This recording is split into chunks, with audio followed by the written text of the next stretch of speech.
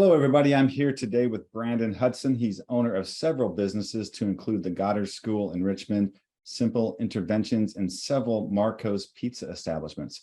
Hi, Brandon. Welcome to this week's Business Spotlight. Thank you for having me. Really appreciate you taking some time to talk with us today. If you don't mind, we'll just get right into the questions. Okay, sounds good. So, Brandon, tell me a little bit about your businesses and how long you've been doing the entrepreneurial thing, because you own quite a few businesses. So I've been an entrepreneur since the age of about 23 years old.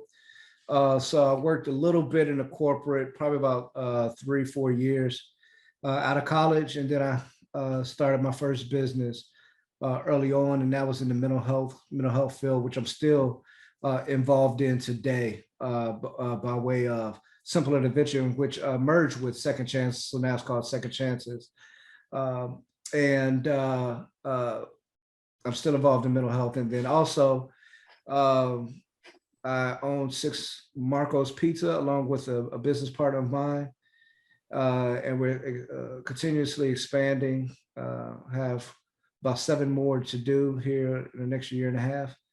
Wow. And also the business with my wife, the Goddard School, which is another franchise, which that's Regency Mall in Richmond, Virginia, and that should be open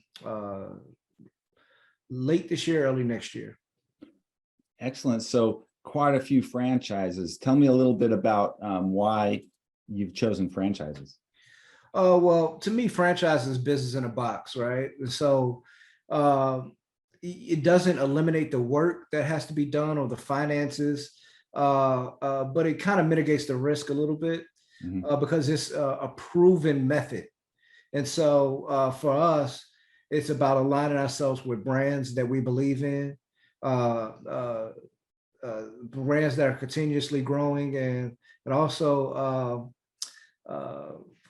folks that actually have, I guess, like great customer service or believe in the franchisee.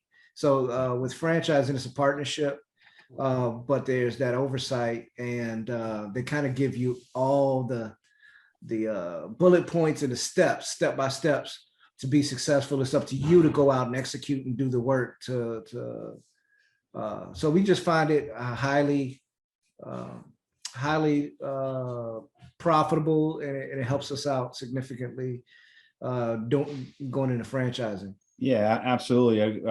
Action Coach is a franchise, right? We're in over 80 countries, and we find that franchises, they give you the roadmap for success. That you still have to do the work, like you said, but you have the roadmap, and you're able to start earning that revenue much quicker than if you were to try to start something on your own and develop everything yourself, and so Absolutely. And it's a great way to leverage, which I'm sure you're seeing that with the Marco's Pizza. You've got 6 outlets and you're going to open more, so you're able to leverage all that. So that is pretty awesome, and I love to hear it when people are understand how franchising works, because some people just don't get it. They don't understand the value of it. So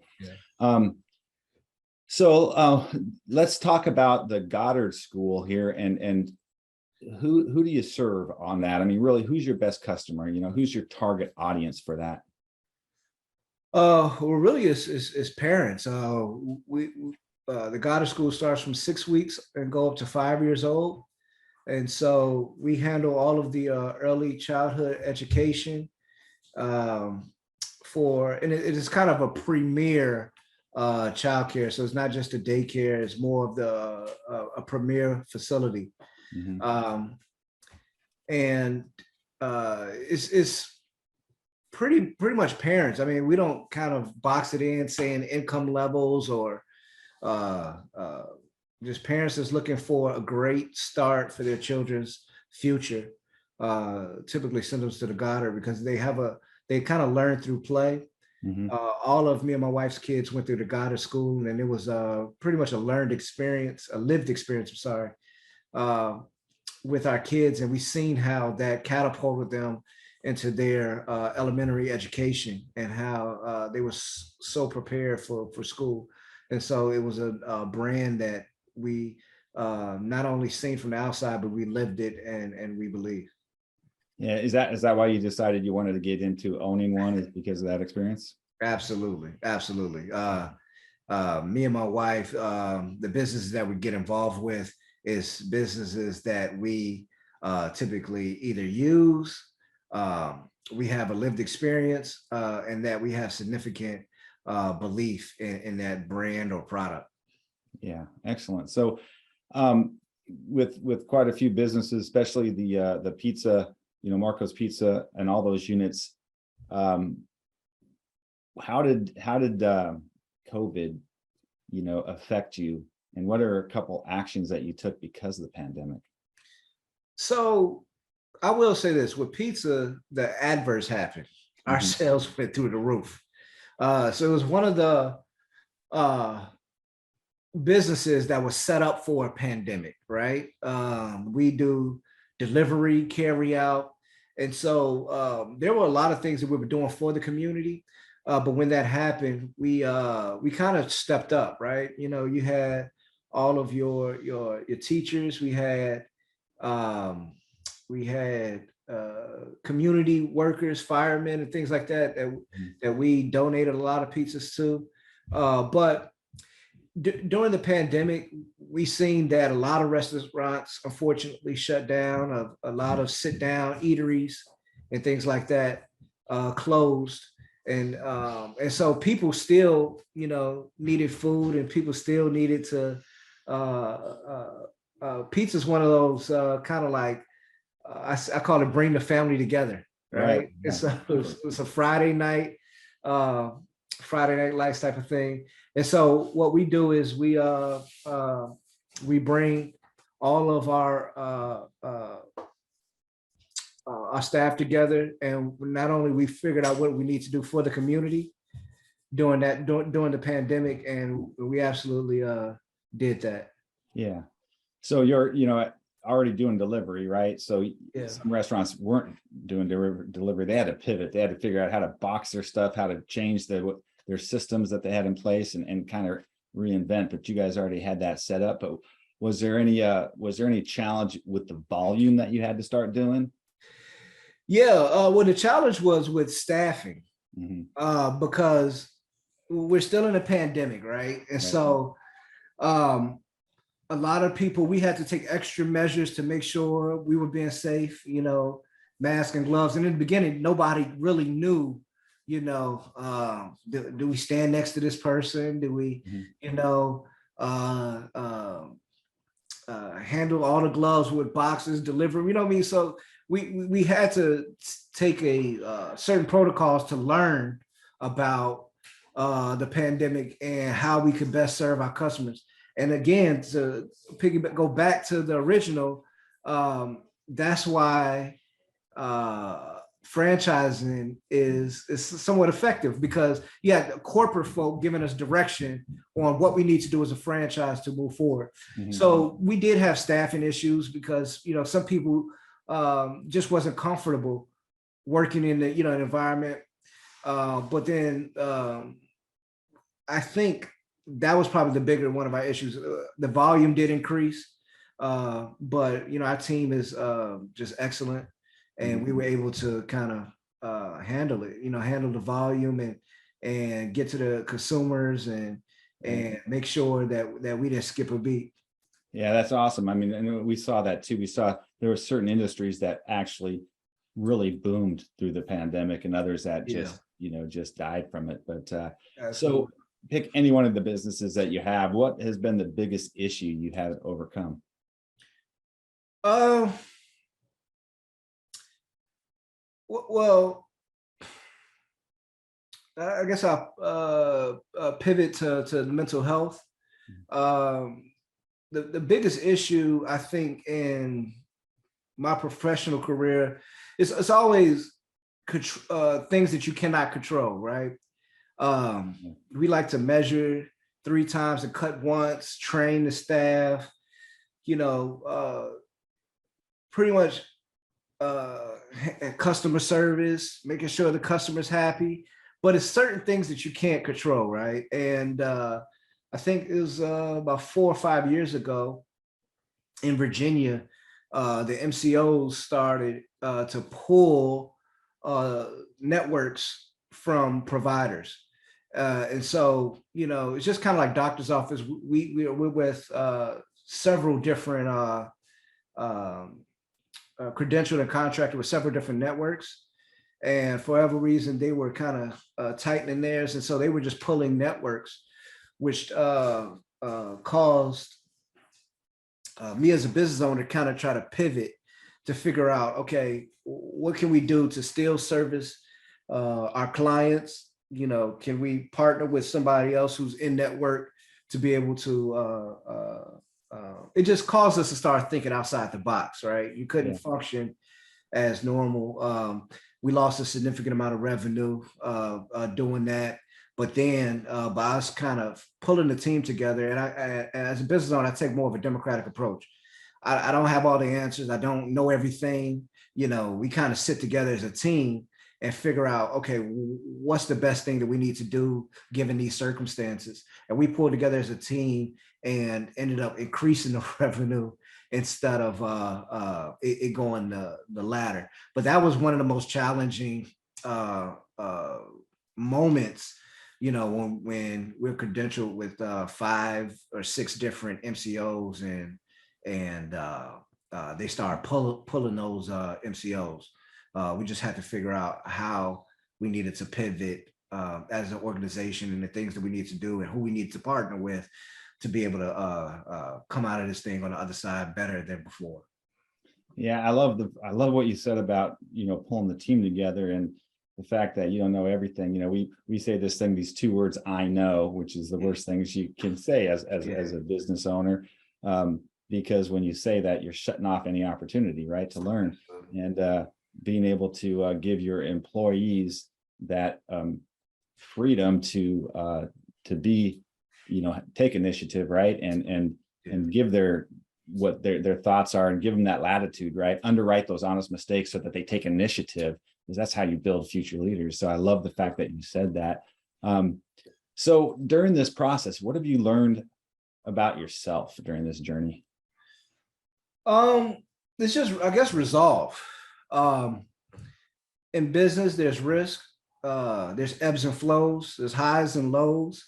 And to kind of like stay consistent, stick to your principles. And as long as you're doing what you need to do, you can't get too high, you can't get too low. And the best example I could use is kind of like when we're on an airplane, right? When there's turbulence, the first thing I do, I used to peek my head and I look at the flight attendants. If they're not getting nervous, right, I'm not getting nervous. Or before, when the pilot's cabin was open, you kind of take a look at them and, you're looking for signs to see if they're nervous. Mm-hmm. And it's the same thing in leadership, right? There's a composure that you have to keep. And not necessarily that things are not going to go wrong. It's how you handle it when it goes wrong. Can you pull the team together? Can you keep your composure? And so that's the biggest thing I learned, that you have to be that calming force to let the team know that, all right, we're going to get through this. It's not if something happens, it's when it happens, how are we going to respond to adversity? And so, in business, I think that's the biggest thing I've learned so far.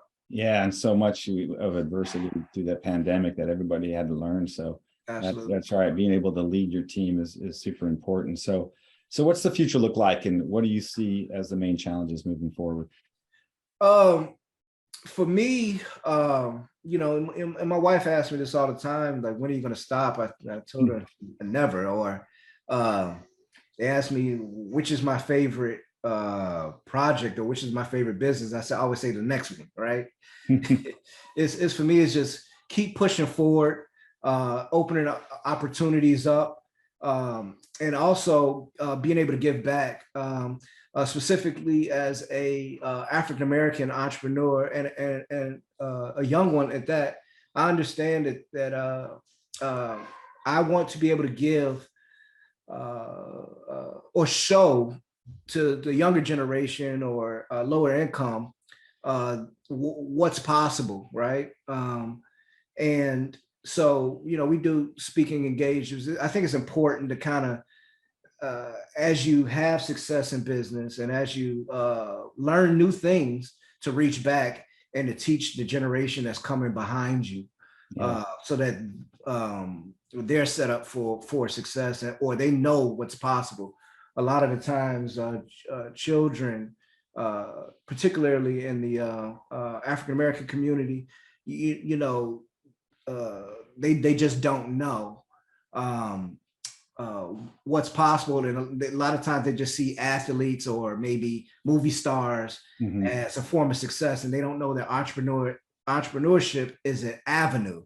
And so, just doing the things like trying to join the urban leagues and junior achievement, and just different programs and things where we can reach back and provide knowledge and resources to let kids know that entrepreneurship is a avenue for them.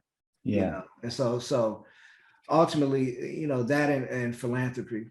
So just continue to grow. We want to continue to add more, as many Marcos locations as they allow us. We want a successful school.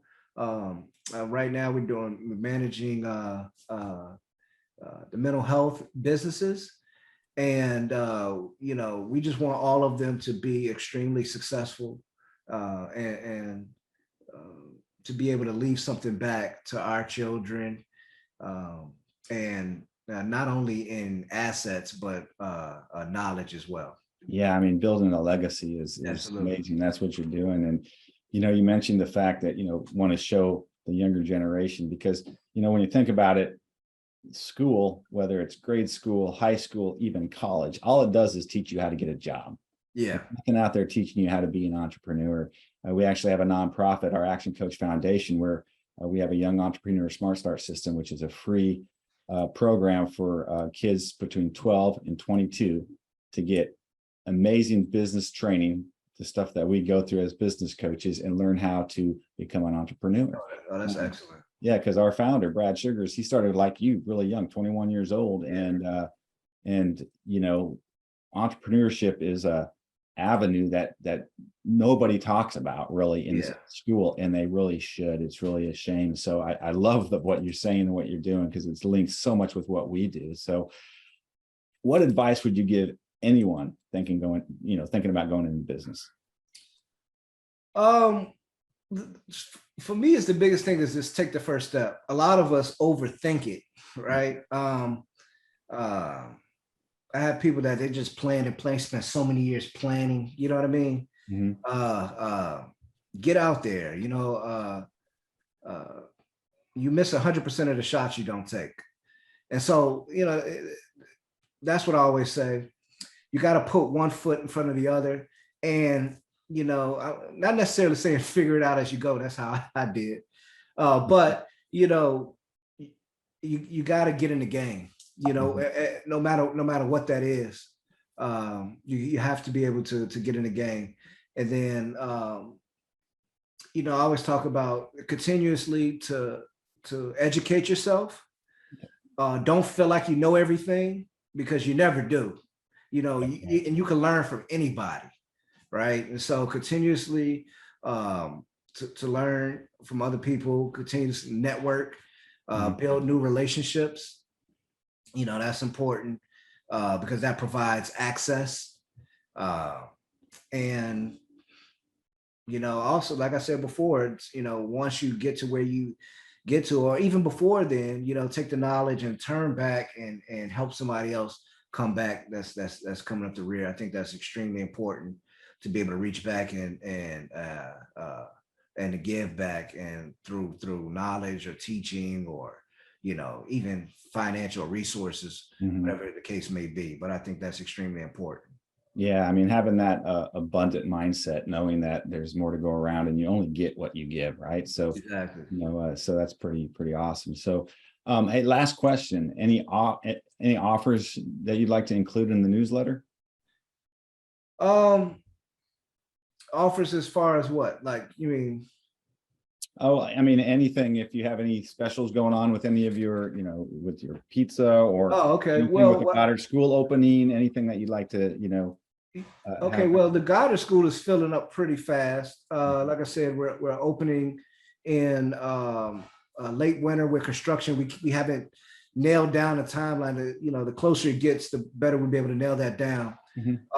But we're going to be open late winter, early next year, late this year, and so we're enrolling now, and the Okay. school is filling up. And so if you want, please visit goddardschool.com and Goddard School Richmond, and you could contact us there. As far as the Marco's, please come out and give it a try. It's the best pizza chain, and that's why I invested in it. Our family was eating it. I said, I got to be a part of this. That's pretty awesome. Yeah. So you're in Richmond. I'm in Hampton Roads area in Smithfield, Virginia. Is there any Marco's down here in the Newport News, Hampton area? Yeah. Actually, there's quite a few. I have a great friends that's down there that's building out that market as well.